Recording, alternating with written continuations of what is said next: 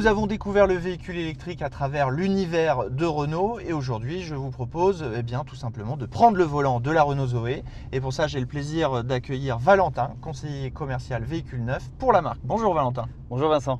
Valentin, quelles sont les spécificités de la conduite d'un véhicule électrique ?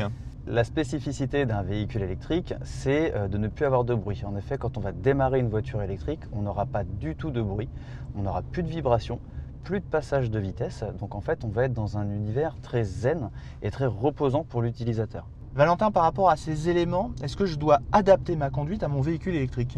Oui, le conducteur doit s'adapter à sa voiture électrique, c'est-à-dire avoir une éco-conduite, donc adapter son accélération et adapter aussi son freinage pour pouvoir récupérer de l'énergie au freinage.